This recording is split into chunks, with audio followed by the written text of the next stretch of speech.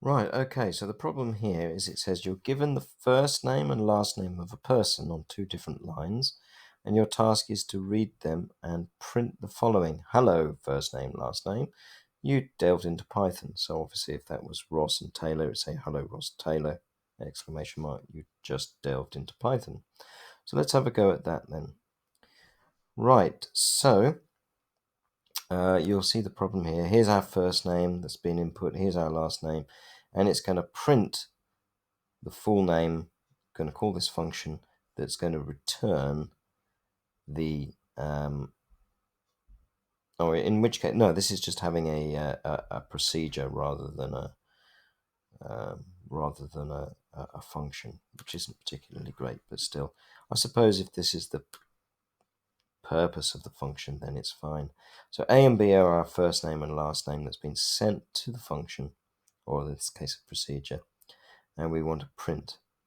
So what are we going to do? Well, there's lots of ways of doing this. The first way to do this is, so remember what it's going to say. It's going to say hello, and then space, and then using string concatenation, the first name plus, and then we want another space, and we want to concatenate that with the surname, which is B, and then we want to concatenate that with the string space, exclamation mark, space, you just delved into Python. Full stop. Okay, so let's run that and see how that works. Yeah, it seems to pass okay. But there is a nicer way of doing it, actually. I'm going to show you that way.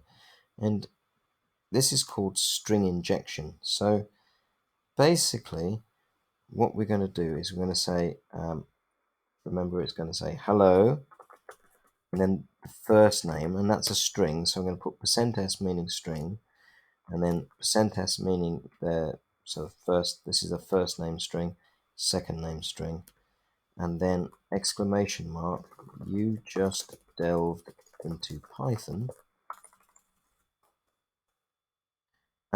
So that's the end of the string now, and I'm going to put a % here, and then in brackets I'm going to put in the two strings that I want in here, which is A and B. Now the nice thing about that is I don't have to use a whole pile of string concatenation here, which would work beautifully as we just demonstrated.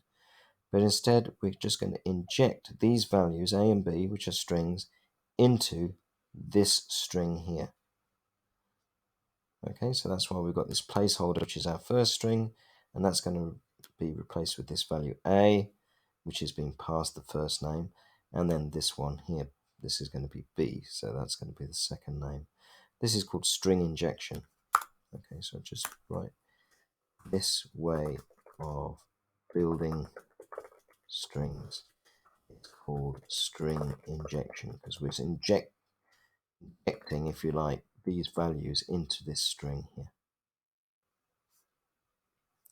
Let's just see whether that works.